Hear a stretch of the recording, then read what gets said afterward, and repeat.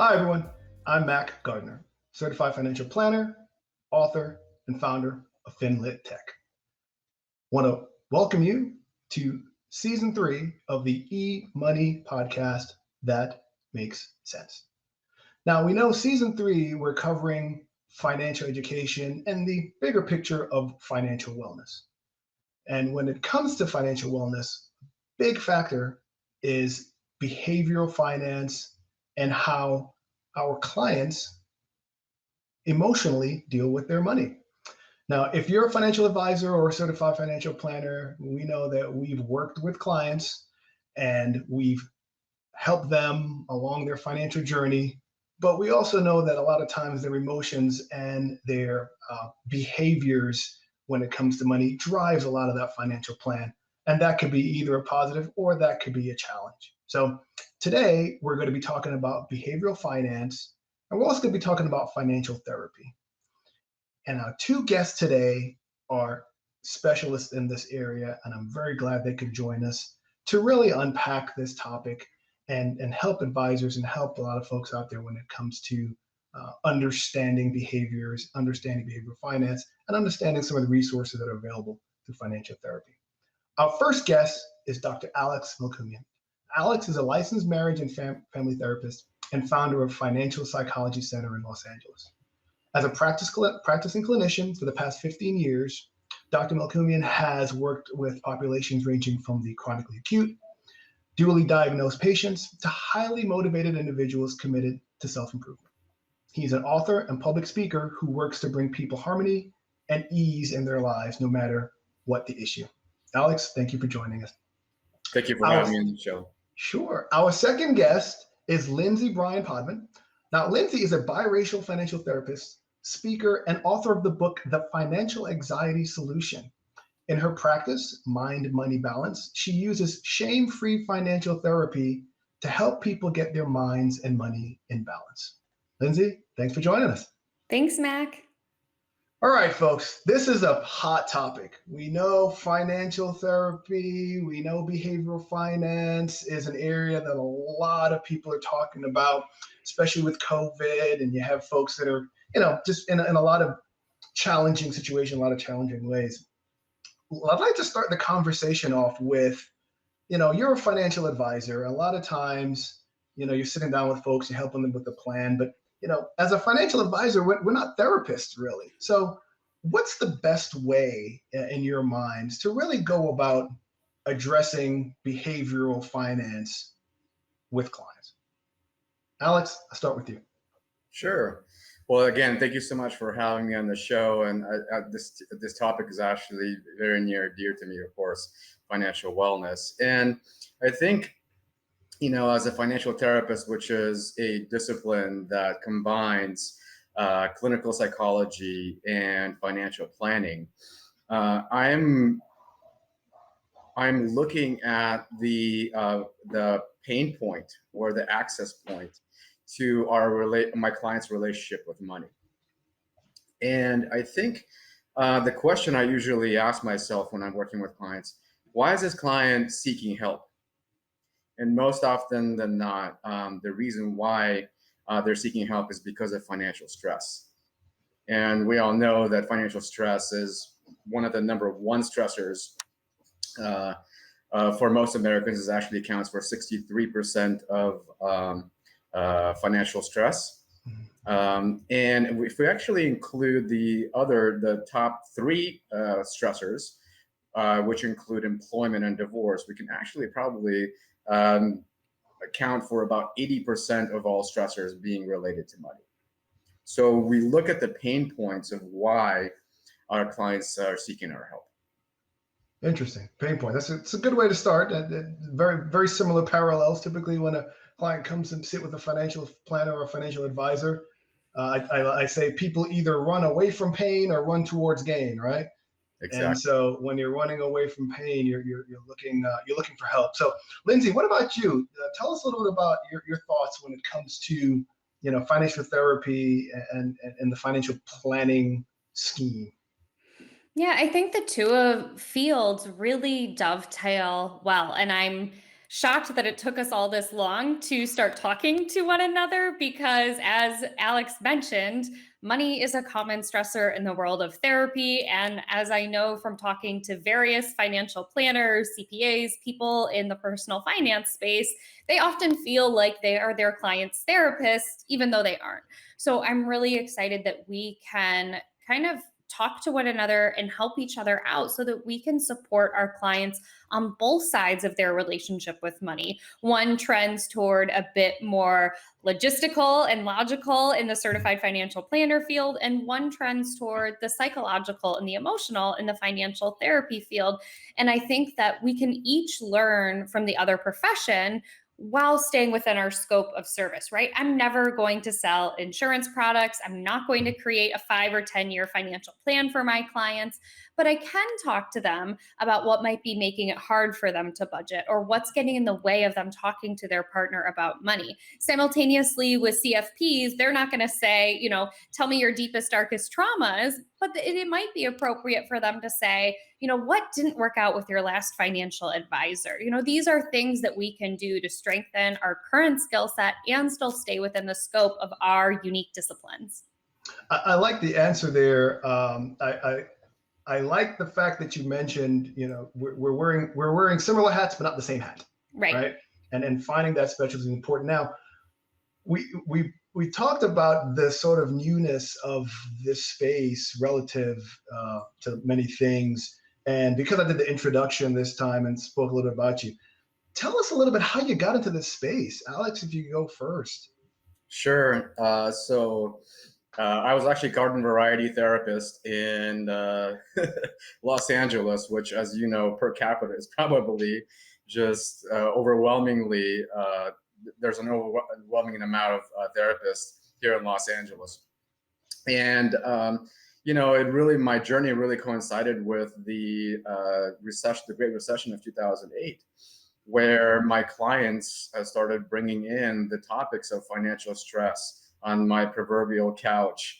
And that really piqued my interest. And really where my interest started to peak tremendously was when I started looking around to other therapists, other clinicians, other psychologists, and nobody was really talking about financial stress or what do we do with money. And we're supposed to be experts on, emotional regulation and how to deal with stress. And again, money being the number one stressor, psychologists were not really addressing that. So it was really an invitation for me. I took it as an invitation to really get into the space and sort of build it on my own. And then I actually met so many amazing people through the Financial Therapy Association and really operating in this space. So that's an awesome story. I was reading somewhere recently that a lot of times tragedy will bring new opportunities. And 2008 was a very traumatic financial times for a lot of people, as well as now COVID being a very stressful time as well. So that's interesting. Lindsay, what about you? What's your story? Yeah, so I came into the field of social work from a financially privileged background, but not so financially privileged that I didn't have to work during college. So when I graduated with my master's in social work and got my first social work degree and subsequently my first big girl paycheck, I realized I was earning less as a person with a master's degree than I was as a waitress. And that brought up a lot for me, both in terms of guilt over having this financial privilege and not having student loans, and also feeling stuck because I wasn't making enough money to get out of living paycheck to paycheck. So I did what a lot of people do. I turned to the library, I turned to the internet to start managing my own money. And while I found a lot of personal finance literacy and information helpful, I also found that it was really laced with shame. Shame that I wasn't saving enough, shame that I was spending too much, all of this guilt and shame around all the things I wasn't doing. But it really didn't. So I was able to manage my money a bit better as I gained some of these tools. But what really moved the needle for me was leaving that super low paying social work job for a middle of the road paying social work job. When I was able to earn more money, I was actually able to do so much more. And that was a light bulb moment for me that yes, we can cut and we can save and we can scrimp, But at the end of the day, what also helps move the needle is not just cutting coupons at the grocery store, but also increasing our income. And I also learned that when I increased my income, it helped to fuel my ability to fund things like my emergency fund and to do things fun with my money, like go on vacation and go out to dinner. And so, kind of similar to Alex, I had specialized in general therapy. So, I was mostly working with anxiety and depression clients. And what I found was so many people were talking about money. And in my field, like Alex mentioned, we were not trained to talk about money as therapists. So, I wanted to do it again in an ethical way, in a way that stayed in my lane. So, I sought out additional training in financial social work and in financial therapy so I could bring kind of a little bit of what I had learned in my own personal life, but also stay true to therapy and making sure that I wasn't advising folks on money matters. Yeah, that's great. I like to say that all we are in life is a collection of stories, and those stories that we experience help shape the lens to be able to help others. So that's really powerful. So for those of the folks who are listening who are financial advisors, how can an advisor, incorporate some of this financial therapy or some of the lens that you see out of, how can they incorporate that into their practice? Alex, start with you.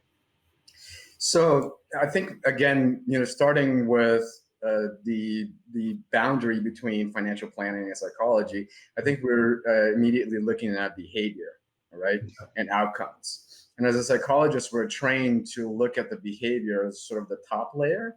And then we start looking deeper and deeper and deeper. And what we know is that there are 4 aspects to personal psychology that impact our financial decisions, and then, of course, therefore financial behavior. And those 4 aspects are our thoughts, our beliefs, our emotions, and our values. And of course, of the 4, our emotions are the most difficult to control, but it can make the biggest impact on making a smart, or maybe a little bit of a challenging financial decision.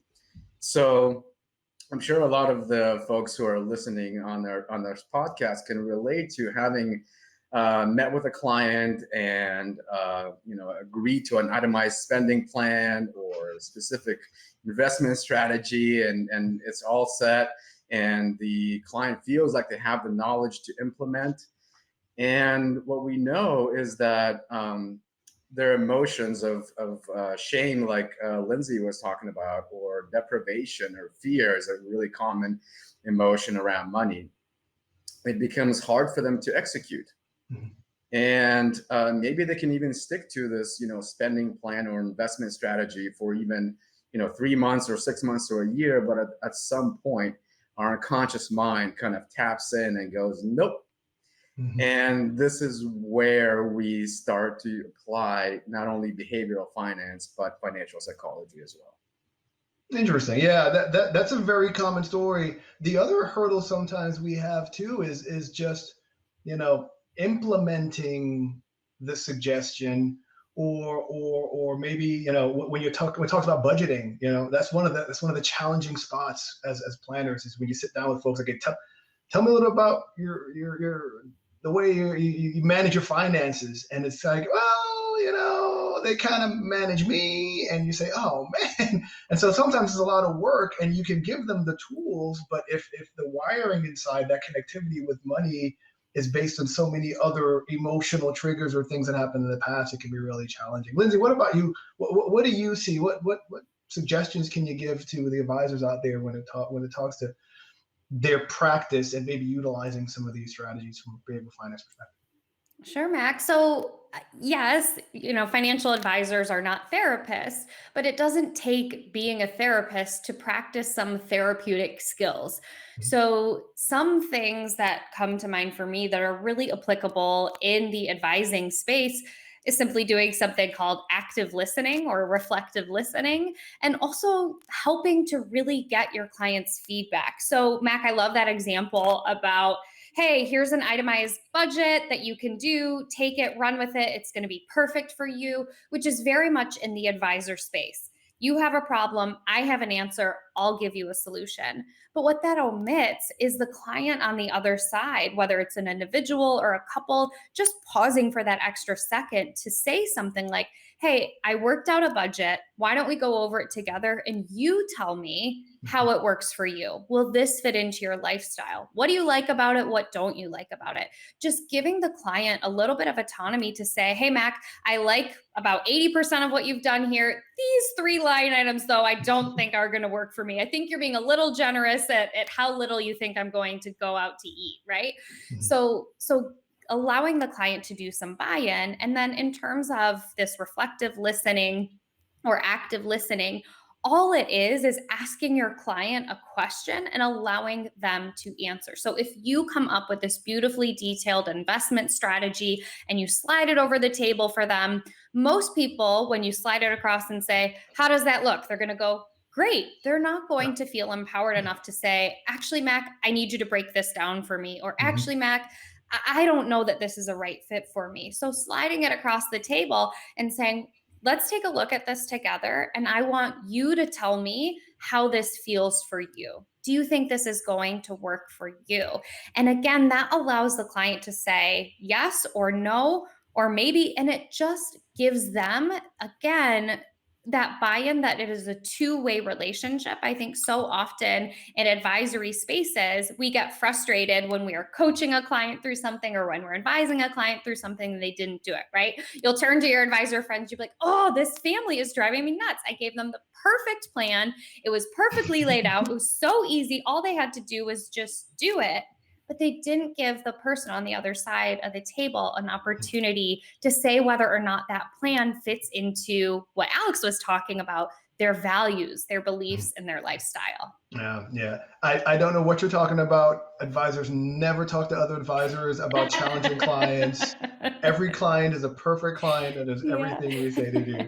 No, I'm really thankful to have you both on here because a lot of what you're saying sounds like it's just, hey, it's just common sense, just ask the client, speak with the person and do it. But I think in our industry, we have a lot of advisors that have a lot of egos and a lot of times feel that because, we know this information, you should be able to just go and do it. But you're right. We have to be able to peel back a lot of different layers of the person that we're sitting across and really get to know them, understand their family, understand the future and all their goals. And then the financial stuff kind of comes in after. So I think that's great observations on your part.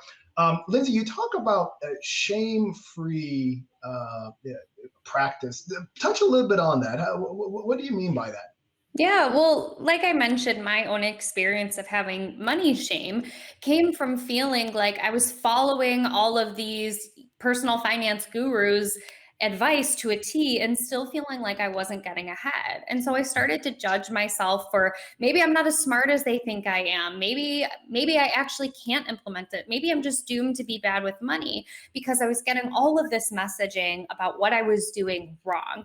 And that happens all the time in the money space because as, in my head, my good friend Brene Brown, as she talks about with shame, is that shame needs a few things to really run away and really flourish. And it's secrecy, silence, and judgment.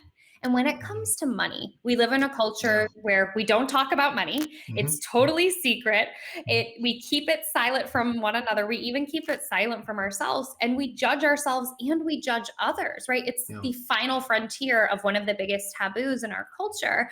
And so it makes perfect sense that when people engage with their money, they feel that secrecy, silence, and judgment. Just like I experience, so many people go out and they start a budget. And then what happens is what happens in a lot of behavior change. They stick to the budget for 2 weeks, 3 weeks, and then something happens and their spending plan goes off a little bit. Exactly. And instead of just going, hey, I'm a human, I made a mistake, or hey, I'm a human and life happened, right? we go, oh my gosh, I'm so stupid. I'm so dumb. I'm bound to be terrible with money. This just isn't a fit for me. Screw it. I'm just going to go spend. Or screw Yeah. it. I'm never going to look at my budget again. So if we can cultivate a space to be kind to ourselves, as therapists like to call it self-compassion, if we can just be a little bit nicer to ourselves, research shows that being a little bit nicer to ourselves impacts our outcomes and helps us to develop resilience, that beautiful ability to bounce back from hard times. So when I talk about shame-free, I mean, don't tell your clients the things that they're doing poorly with money, in that they probably already know. That I'm they not already saying know. don't Yeah. talk about the fact that they can't Yeah. stick to a budget, Mhm. but I'm saying don't say, what's wrong with you? How come you're going out to eat all the time? How come you're traveling? Da da da da da. Don't do that, because it's going to make them get defensive, and likely they won't feel empowered enough to bring up to you the things that you are doing really well, or the things they do like working with you on. Great points. Great points. The space is getting a lot of folks involved. I think a lot of people, the two of you, are, have very prolific social media presences. You're doing a lot of things that way. Alex, tell us about the Financial Psychology Center. Tell us a little bit about that and some of the things you're doing there. I want you to speak on that before we talk about the bigger picture of financial wellness. Well, I love what Lindsay was talking about, financial shame, and what she's bringing up is, in psychology, we call client-centered therapy. For financial planners, it's something, as you mentioned also, Mac, maybe, the financial planner's ego is, kind of getting in a way of being helpful sometimes. Mm-hmm. And in clinical therapy, we actually call it, a therapist agenda, and we try to sort of minimize that as much as possible. And at Financial Psychology Center, we work with clients on reducing financial stress and financial anxiety, and empowering their financial journey through linking money and emotion. So really understanding the powerful link between money and emotions is extremely crucial, and a guiding principle with how we operate at Financial Psychology Center. And the next piece I would kind of bring in is sort of what happens neurologically for us. Mm-hmm. That there's a conversation in our minds between our frontal cortex, which is the rational part of the brain, and the limbic system, which is the emotional part of the brain.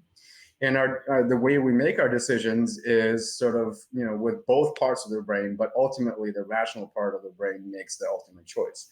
Well, there's a concept called the amygdala hijack, where the emotional part of the brain completely takes over. And this is what Lindsay was talking about.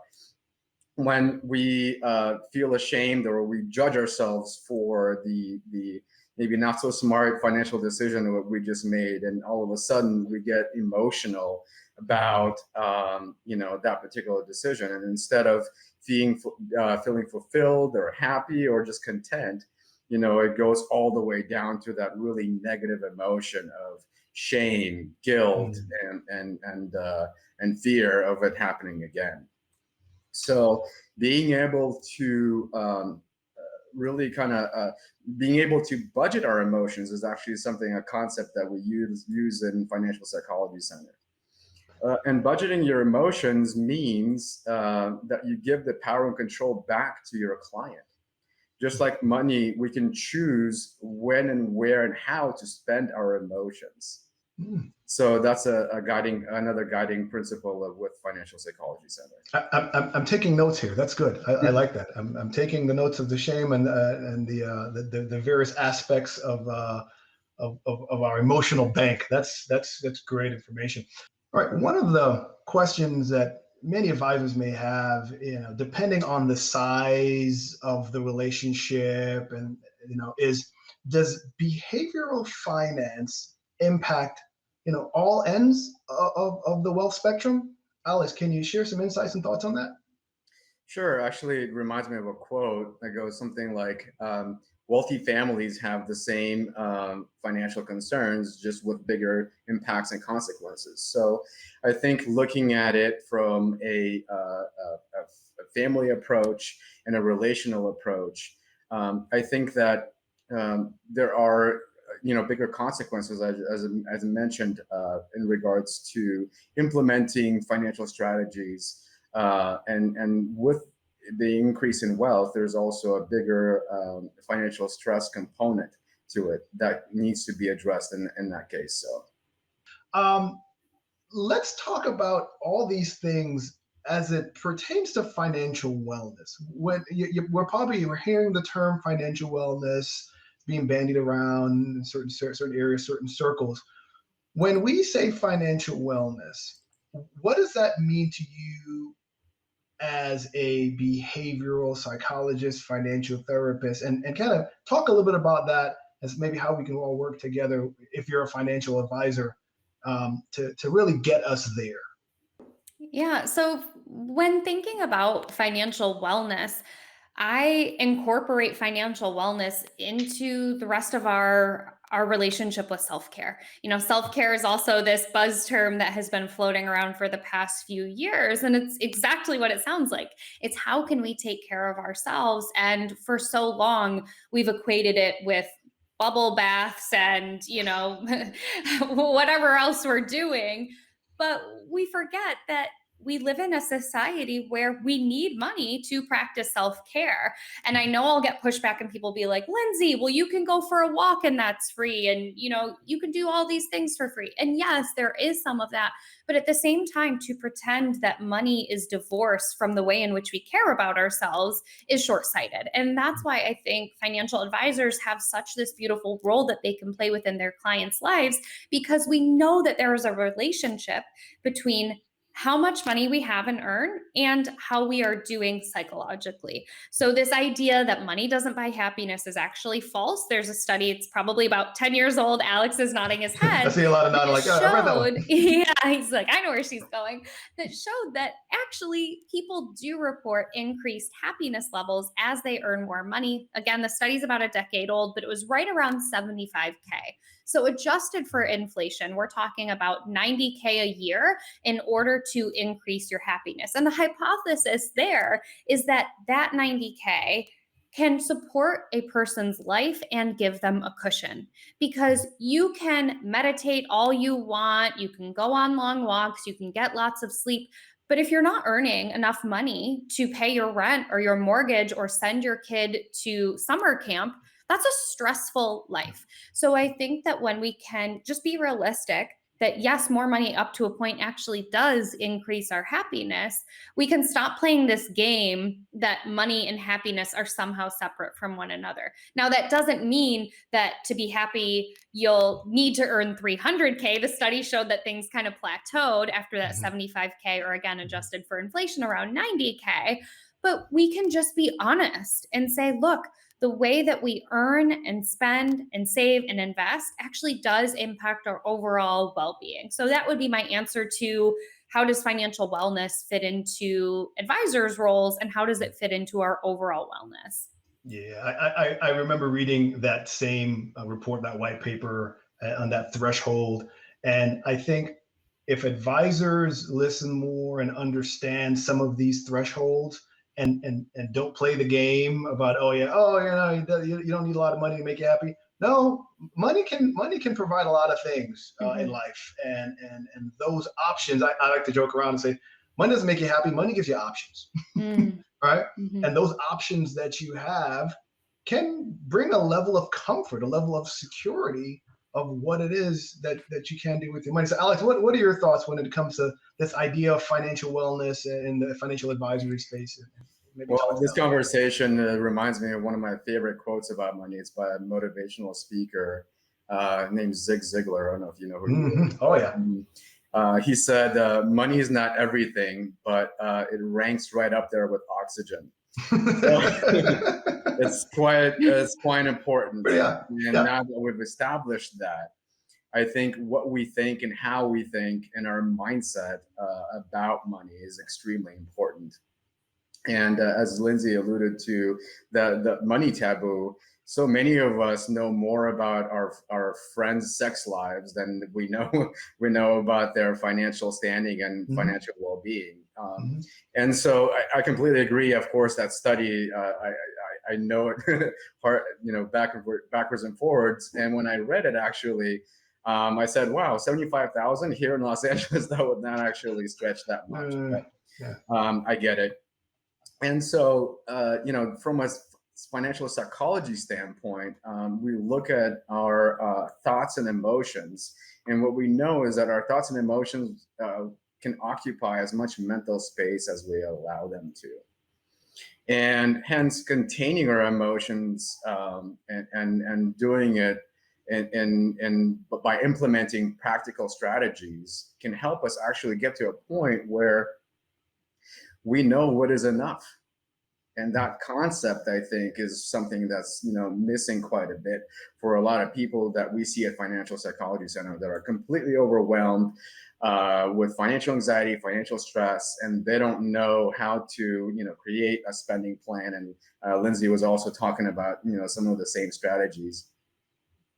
But when we're not able to implement these practical strategies of budgeting and investing strategies, our minds kind of go berserk, and we get overwhelmed by financial stress and anxiety.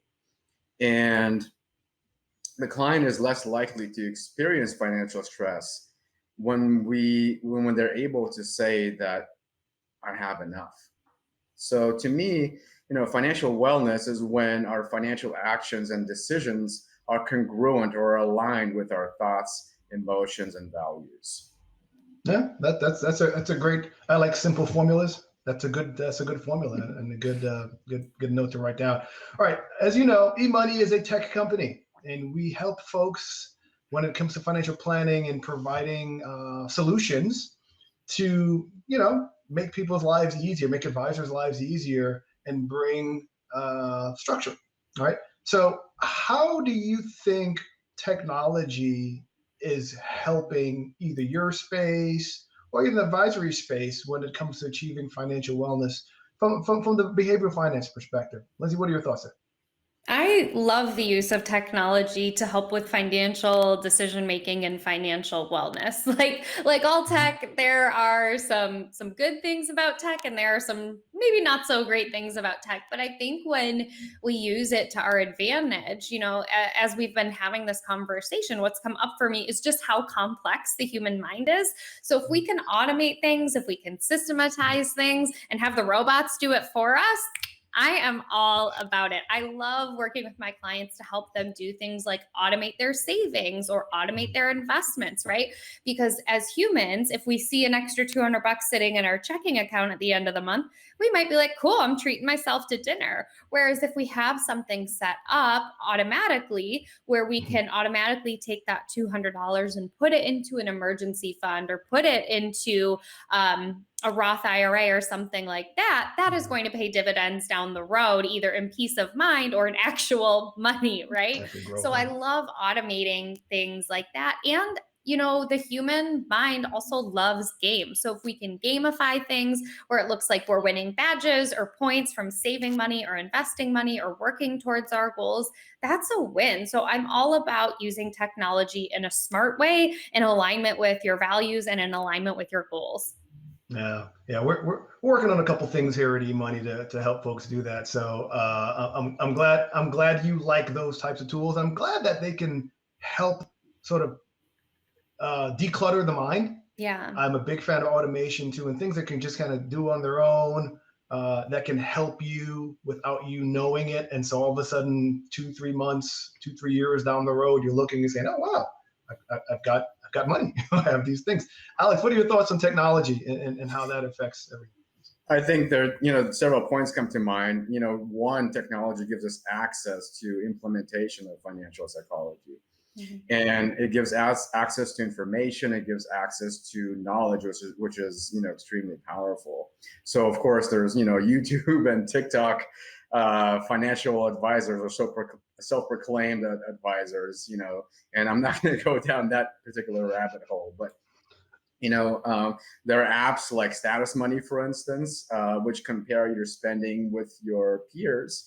And what it does for the clients is it can show how your spending compares to your peers within your socioeconomic group or even within your zip code or things like that. And it can be very helpful to provide that kind of knowledge and comparison.